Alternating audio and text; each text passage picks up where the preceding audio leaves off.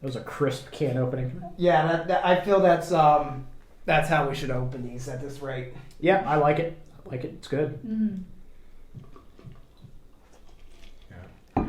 Oh, I guess we should talk. I guess that's why we're here. Instead of enjoying the alcohol, yeah. No, okay. Well, welcome everybody to episode 4 of the John Brown Isekai. This has become a thing. It has indeed. I love it. I mean, it's become quite the complex thing. There's going to be a lovely photo that I guess will be the cover coming up right now. Or in it. Yeah, just put it up on screen. Yeah, we got all of our stuff. I don't know what's going to be on camera. This is going to be... Should have prepared. Fantastic. As you can tell, we've already been drinking in a bar, and we've now relocated to the headquarters of a humble collector. Indeed. We are safely inside his bunker. We are under 20 feet of reinforced concrete. We are here for the long haul, folks. The next 3 chapters we're going to bang out all at once. Back to back to back. Now, it'll be over the span of a couple weeks for those that are listening.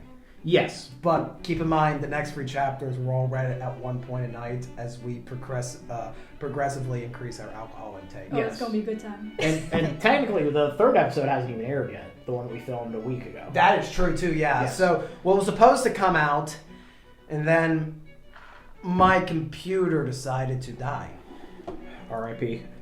Yeah, so it couldn't handle the editing. It just did not know how to react to what I was producing. It said, hell no.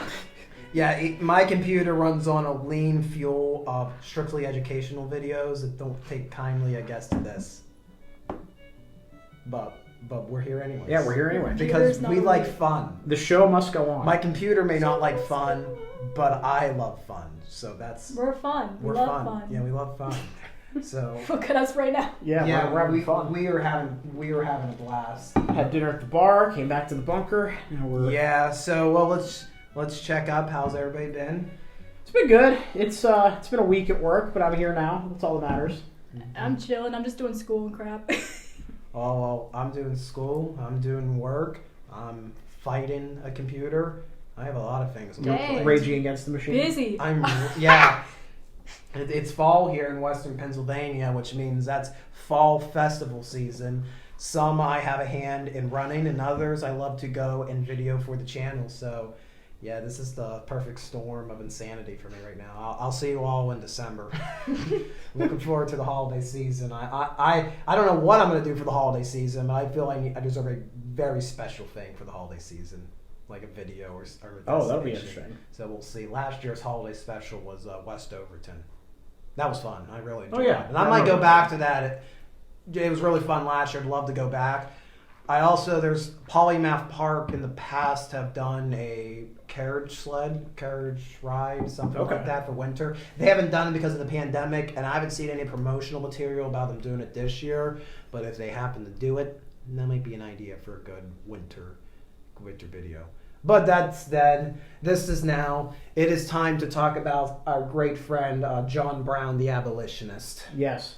So I don't know about you, but I've been stewing on chapter 3 since we read it last week. Oh, I have not, because I haven't had time to stew. Well, I'm glad you've been stewing, so please tell us. Well, yeah, because I think that one of our big points of conversation from last episode was the fact that it's not the best option to besiege a port town when you don't have a navy. But at the end of the episode, we find out that John Brown is going to give a speech and try to incite the slaves to revolt. At which point, it doesn't matter if it's a port town or not, if they can capture the town before reinforcements can arrive or help can leave to go get help, messengers. So, I don't know. I had that thought this week. Just figure I'd throw that out there. Look at you thinking. I have my moments where the brain works. So I'm wondering, is this going to be a less Harper's Ferry 1859 scenario and more of a Harper's Ferry 1862 scenario? Because if this is a Harper's Ferry 1862 scenario and the Union would be the people in the city, well, the slave owners of the city are screwed. Mm-hmm. They are absolutely screwed. Well, they're fighting John Brown, so... Well, that's true. They're automatically screwed. I think he's a demigod. Who else is up there? John Nicolas Cage. Fair enough. Yeah. Right. The trifecta. We got Keanu Reeves. We got 3 chapters to get through. I'd love to start the first. Before we do that, we have to shout out who is providing the alcohol this fine evening. So what's in these possibly lead shot glasses? Yes, so in the shot glasses this evening, we have some lovely falernum rum from Maggie's Farm, which made right here in Pittsburgh. It is a Barbados-style rum with lime, clove, and ginger root, and it is very smooth. I picked it up on a whim a couple months back, and I have enjoyed it many, many times since then. It's also cool that they're a local rum distillery. It's kind of neat. We have a lot of good new distilleries, microbreweries here in the Pittsburgh area, honestly. We really do. We're very blessed. We're Yeah, very blessed. very much so. Like, actually good stuff for once. But yeah, this is very much like, I consider this like a refreshing kind of like summer drink. I know we're getting into fall now, but Maybe they'll make a pumpkin spice for all the white girls. maybe. Anything's possible. Cheers, everybody. Prost.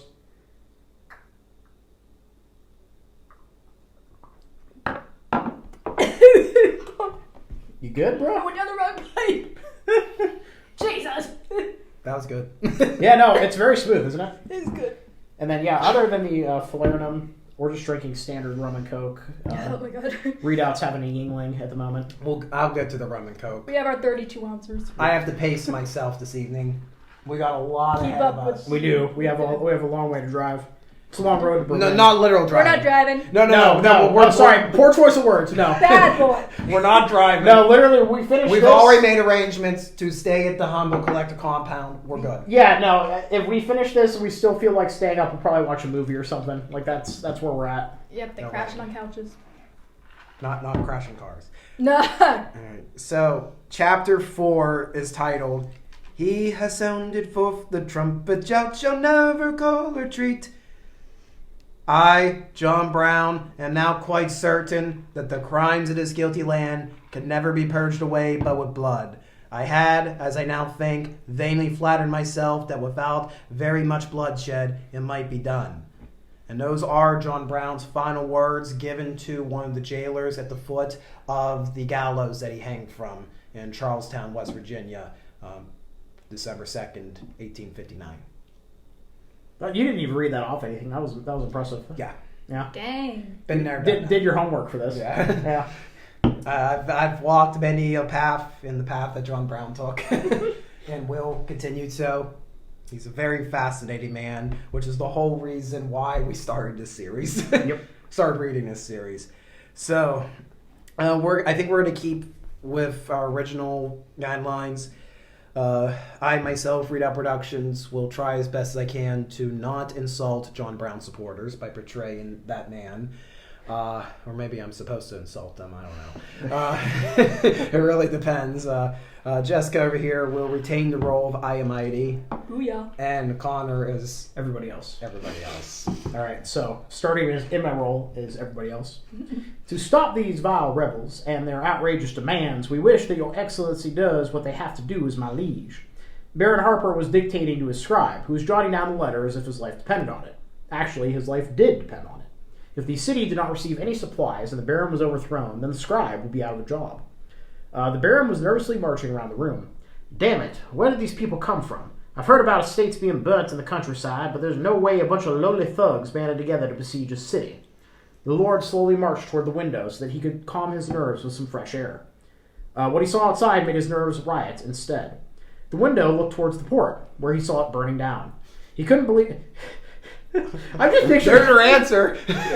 Like, can you imagine, like, you're right, you're dictating this letter, you're like, crap, like, things are not going What's going to well. happen? What's going to happen? Are those flames? Are those flames?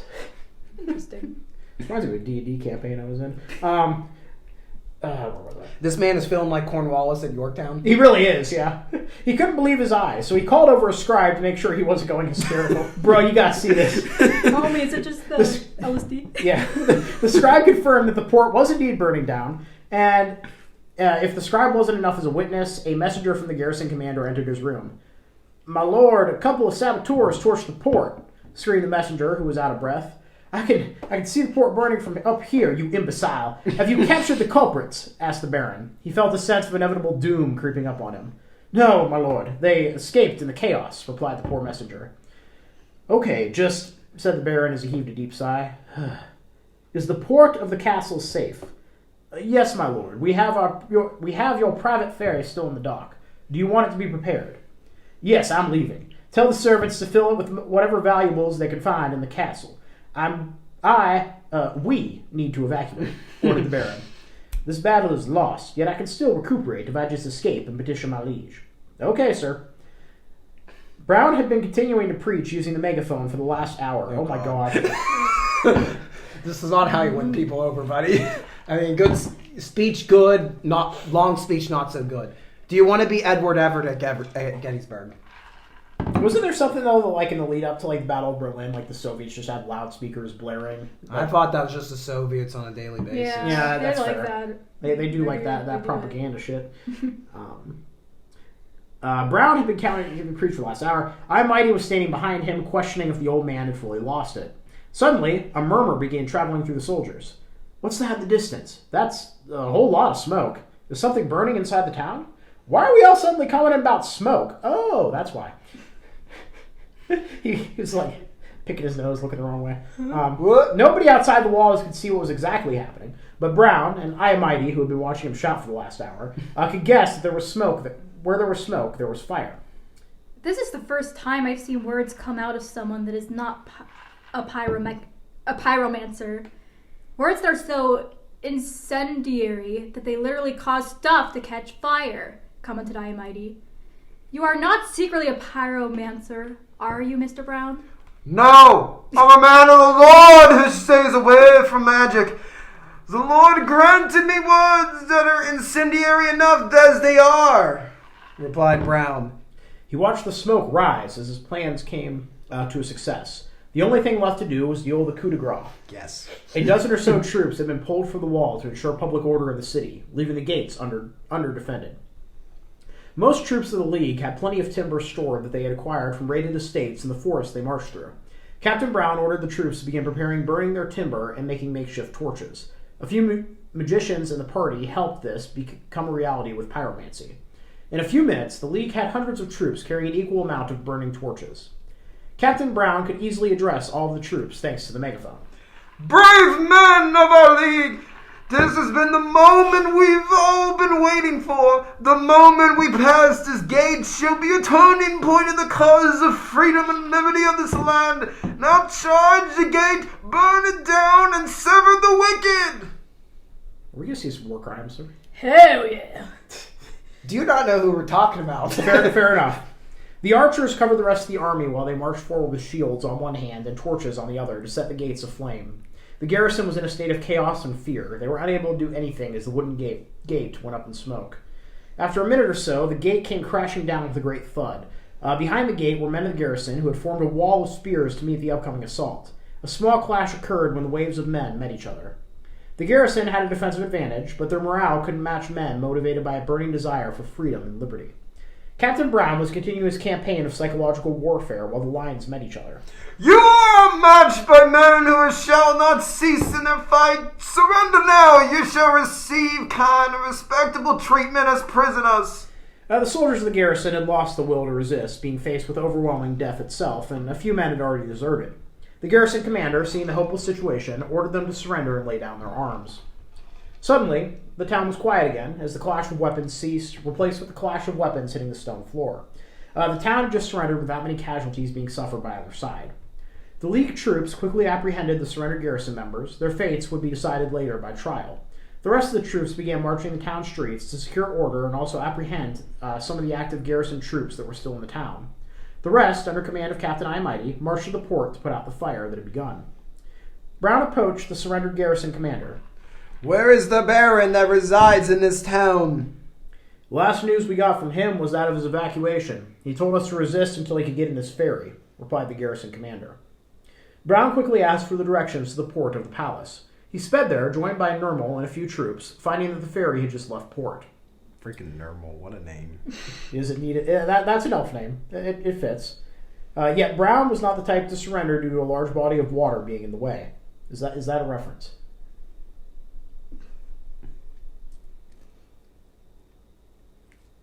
I don't know. Okay. He and the troops quickly jumped into the water, quickly swimming to catch Baron Harper's ferry. That's a reference! That is a reference? Look at Harper's Ferry. Oh, yeah. Oh, I get it. Okay. Are you in that? Oh my goodness, man. What? Went right over my head.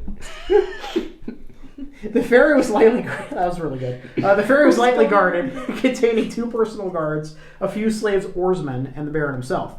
The second raid on Harper's Ferry was quickly, efficiently, but not so quietly completed, as the Baron was apprehended. Don't you get it now? The whole raid was a raid on Harper's Ferry. Yep. I love it. That's good. Okay, so there might be actually, I don't know if it is a true reference. In the midst of the raid, once a lot of the raiders realized that they were pretty much cut off from everybody else, they started making breaks for the Shenandoah River. One of them did get in the river and start swimming, but as they were swimming down, they became in perfect view of some of the townspeople that were on the Baltimore to Ohio Bridge at the confluence, and they killed him. He got to the rocks, and they shot him to pieces. The morbid part is, all afternoon, the militias that were arriving by train, while they're waiting to hear what they're supposed to do from Colonel Lee, they start taking pot shots at the body in the river. Yeah, that was one of the interesting things. So after we did the first chapter, I went back, or the first 2 chapters, I went back and rewatched your Harper's Ferry raid video. Thank you. That was a really brutal, like, they really were just massacring John Brown's boys as they were. Oh yeah, they were vindictive. I mean, that's what always stunned me about the raid. I mean, I've always, of course, been making fun of the series about John Brown and his choice of actions may not have been what I would have condoned, but the treatment that the townspeople, militias gave was as equally barbaric. Yeah. If not more so. An entire day had to pass as a provisionary order was established in the city. Not knowing who this mysterious Captain Brown was, the citizens had no idea what to expect of their new rulers. Yesterday had been a day of worry and fear for Fair. Brown organized a speech in the town conference to inform the people. It was a grand gathering. 2,000 people plus 500 troops had gathered to the town square. In the middle of the crowd was Brown holding a megaphone. Before leaving for campaign, he had gathered the people of Liberty Cave to consult them and get their approval on the speech he'd give.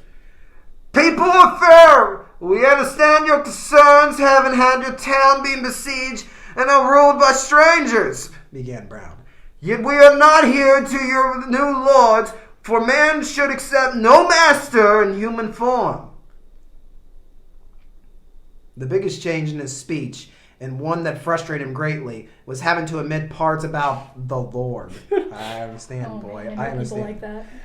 We are here to free you from your lords who rule you without volition, to free you from those who enslave their fellow men. We are here for freedom and liberty, to restore rule to the rightful rulers of this land, who are the citizens and not the lords.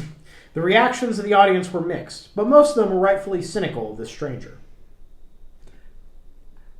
At the end of this month, all citizens are invited to gather in the Lord's manor to convene and vote on a provincial constitution. Everyone of mature age, sound mind, is invited to voice their petitions and concerns. Suddenly, a group of voices rang from the crowd, led by a woman that seemed to be their leader. Sir Brown, you stated that you'd free the enslaved of Fair, yet you've told us that only the citizens of the town would be invited to this convention. Brown turned to the group of petitioners in the crowd. He asked for the name of their leader, and learned that the leader of the petitioners was one Miss Ain, who was the leader of an organization called the Anti-Adventurers League. To answer your question, Miss Cena, I inform you that you need not to... Oh, I probably should not be using the megaphone, should I? I'm sorry about that. Yeah, you guys can't see this. Readout has been cupping his hands over his mouth in a megaphone-type fashion this entire time. So, for as of this moment, there is no slave in town of Fair. Everyone, whoever they are, is now as free and equal to their fellow man as they righteously and by divine law should be. Anyone who goes against this truth and insists on clinging on to the vile institution of slavery shall have their property convicted and themselves apprehended. Replied Brown as he concluded his speech. Hence, when we invite citizens, we invite everyone. This declaration was met by dread by those in the city who owned or had owned slaves. Yet their dread was drowned out by the cheers of freed men who had never been this jubilant and free in their lives before. Woo! We have a lovely old print there. Seems to be in Spanish. Yeah. Yeah. The vassals of Duke Robert had gathered again, this time for an emergency meeting. They were listening to the report of a baron from the fringe of the territory that bordered Fair. The situation is dire, Your Excellency. My spies have heard that Harper's Ferry was raided, where he was captured and hung by the thugs that besieged the city. The hanging of a nobleman caused uproar in the hall. The rules of chivalry dictated that noblemen were to be ransomed when captured. What cruel brute would dare hang someone of high blood? Not only did the uncivilized band of thugs hang the baron, they have also confiscated the property of the rest of the petty nobility residing in the town. Beyond even that, they declared that all slaves of the town are free, and that they'll harbor any slaves that escape to their town. The vassals were getting angrier and angrier as the report continued. Do those perfidious rebels have no concept of civilization? They're a band of demi-human slaves. Of course they have no such concept. Puh! These savages prove they do not deserve to be free. The Duke commanded the vassals to calm down and let the baron continue with the report. Their rebellious activities have spread outside of the city. Seigneurs in my territory have come to me, complaining how fugitive slaves have increased drastically.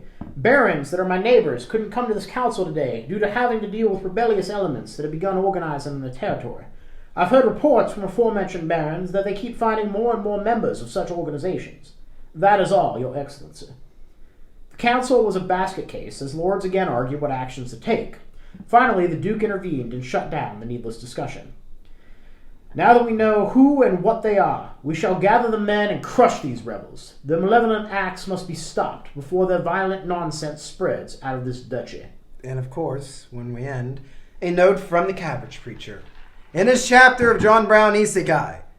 Oh, I love this meme. Don't you think you went a little too far with Harper's Ferry? Don't you think slavery went a little too far? So some extra historical context. In real life, John Brown never managed to lead a slave insurrection. That all ended at Harper's Ferry. And the subsequent execution prevented him from ever doing anything else.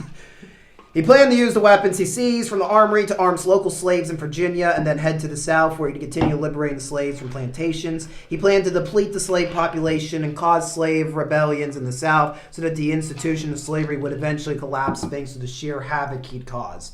Of course, John Brown's actual plan is very different compared to him just going and sieging the town as depicted in this chapter. But having failed his raid... Oh, sorry, I'm messing with the iPad over here. But having failed his raid, I thought that Brown might decide to go for a more direct approach this time. And fair enough, yeah. It's like, you know what? We're just going right in. Guns blazing. Yep. They don't know what a gun is, but that's fine. They will. Brown was the sort of man who'd think of attacking an army of 21 men and go through with it. With 500 men, he has this in the story, he probably would have crazier plans. Yeah, fair enough. Some non-historical context. Honestly, the story has been really crazy for me. I expected John Brown Isekai to be a little side project, and now is around triple the followers and almost equal views compared to what I consider to be my main work. I've gotten a lot more feedback, positive ones for the John Brown Isekai. I guess people really enjoy seeing one man's quest to punch fantasy slavers, and I do enjoy writing about it, though I don't think it's going to get stale fast. Oh, I do think it's going to get stale fast, hence why it's going to be a fast-paced story, so I tend to finish under 10 chapters or so. Oh boy, you have no idea what we have plans for. We're going to make this we're going to run with every last sentence you give us, Cabbage Preacher. Yeah, really. I'm curious how we're going to wrap up the story in 2 chapters. Like, it feels like there's still a lot of ground we need to cover, so... I will spoil... I did skim ahead the night after we got back from Gettysburg just to see where it ultimately is going. Oh, so you know what's going to happen. I roughly know what happens to John Brown, but aside from that, I don't know. So, sorry I spoiled it for everybody. Well, spoil it to myself. So he transcends to godhood at the end of this, right? That's a standard Isekai thing. I don't know if we're going with Rising of the Shield Hero. Wow, spoilers for Rising of the Shield Hero. No, it's not. You got a long day to go. It's been out for a while. Yeah. It's called the internet, Connor. Oh, yeah, I know. Yeah, we're all... I also caught that spoiler, so yeah. It's called the internet. I'm missing the finale of Lycoris Recoil for this. I still need to watch that. It's on my list. I have not watched it. You both need to watch it. I've heard really Actually, good if we're things. somehow still up after our wonderful movie watching, it's only like 20 minutes first episode. You can learn the wonders of Chisato. I have to watch 86 still. Oh, 86. Yeah, That's 86 good. is actually one of the two light novels right now supporting the microphone. That and Spice and Wolf. Actually, 86 we've said is going to be a show we're It going should to talk be. about. Yeah, it's absolutely. probably going to be honestly the next thing. There's a lot we can deconstruct with 86. Yeah, then Spice and Wolf's a bit more. I'm skewing more just to rant about economics. I'm a little scared to talk about It's Spice a and Wolf. classic, though. Well, it's a classic, but I'm scared that when I start Free to drinking watch it. and we start talking about economics, we're just going to go on a political tirade and get canceled. I watched it at my friend's house when I was like 7. I had no idea what I was watching.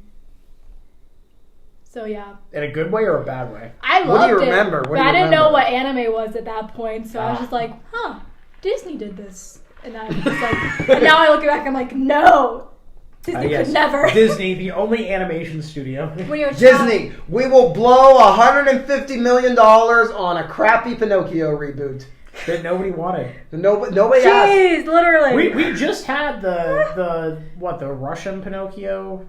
Or the... Father. Yeah. I'm kind of late to be on my own. Did you see this? Yes. Yeah, okay. Yeah, no, it was... Yeah, it's internet meme. How the And whole we're world- going to get a Guillermo del Toro Pinocchio. I don't want it. Well, this one's gonna be stop motion, and it's Okay, that's Guillermo fine. del Toro, so It's probably gonna be good. It's gonna be at least. I love a good stop It'll be motion. creatively interesting, and it is stop motion, so That's a plus. Disney, get your shit together. they're not going to. They're like, let's put this I horribly theorize- animated. I theorize they know that they can make more money off of rage content, so I think they intentionally go for this stuff now. Got Because it. after watching internet people react to the Pinocchio remake, I'm sitting like, there's no. They make a reference to Ugandan Knuckles. Yeah. I'm not. In the making that up. Disney movie? Yes. Oh, yeah, no, I was watching What? somebody's review of... that I did not hear this. Yeah, Geppetto asked Pinocchio, do you know the way? no, let me reward it better. Jeez. Tom Hanks says, "Do you know the way?" I'm done. Disney, you're out. I'm done with you. They know what they're doing. That's an old meme. They know what they're doing. You're money hungry. and It's you're a, expensive. it's a stale meme, so, but it still checks out. They're making money off. If they of wanted angry to do people. something recent, do a forklift, do a freaking Forklift. What? forklift memes. Forklift? What? Yeah, forklift memes? No, I don't know. He doesn't know forklift memes. Okay, so that's pretty new. Yeah, explain it. Yeah. I can't. You explain it. Well, I'm there's been a lot of memes about forklifts. I I'm don't surrounded know. by John Brown and Rise of the Shield here. How do you expect me to know memes? You're on Bruh, the internet, right? that's the thing, Mr. Turner. You're in one. Go explain the There's forklift like- meme. There's just been a lot of memes about forklift Like, drivers. That's I'm really a forklift it. driver. I'm America's hero. That's I it? hold the keys to the world. There's what? like, okay, if you know what AliExpress is, it's like this website that sells really cheap crap from It's China. like wholesale truck. yeah. I've But heard they of have that. like meme shirts. It's like, I'm a forklift driver. I have a wife. I have kids. And yes, I do need a lobotomy. But I am driving a forklift, so I am God. It's like shit like that. All right. I think that's We a... live in a society. No shit. We don't. Oh man. And what a society I wish to not be in. I'm hoping there's like a. I'd love to find like a Custer's Isekai about George Armstrong Custer. That would be fun. So either you two are gonna have to go and look that out, or somebody in the comment section find me a George Armstrong Custer Isekai. I will read it. Oh, what about a Patton Isekai where he gets Even better. Can you imagine Patton because he dies in a car accident, which is very much Isekai material. He gets reincarnated into another world after their version of World War II, and he has to lead the attack against the not Soviets. The non-Soviets. Yeah. He gets to live out his power. fantasy. Exactly. Yeah. I love this. Somebody get on this. We're just giving out free ideas right now. If I knew Like, history, I would, but I don't know history. If I had time, I'd write these ideas. But I don't got time for that. Mm-mm. I told you there's no time for that, Stuart. Okay, he doesn't actually say his name in Gettysburg like that, but No. I have to cite the. Yeah, I'm still referencing Gettysburg boys. All right. So before we wrap up this chapter, any final thoughts? I think we're going to see some major battles in the next episode. Are we going to see a full-on war at this point? I think we're gonna get at least. I love one, a good battle. One major Yeah. battle. This was merely a raid. Yep. The raid on Harper's Ferry. His fairy didn't stand a chance. Don't you get it? Did you get it, Humble Collector? Yeah. His name I'm is sorry, Harper, I was and 4 his dog seconds has behind fairy. everybody else. No, you're 5 minutes. Homie. I should have noticed as I read the guy's name was Harper. This is like, dude, this is I like, should've who's too. the main character of Gulliver's Travels? Yeah. Damn. Really had to do me like that. Okay. Yeah. Bruh, it's very So rarely. I will say what I meant when I said that is I could not remember that his name was John Gulliver. I forgot his first name was John. I knew his name was Gulliver, but I'm not going. I'm not. I remember the name of the author of I'm freaking John Carter of Mars. Well, yeah, it's you're a fan. I am a fan. That's true. He has the whole ass book. Alright, so before I Mighty kills a Humble Collector right now, we're gonna sign off. We're gonna take a breather, and then More we'll drinks. see you folks next week in chapter 5. Yeah, 5, yeah. Yep. All right. Thank you guys for listening. Be sure to subscribe to Readout Productions, Humble Collector. Do you want? I don't anything? have anything, but thank you. All right, and we're going.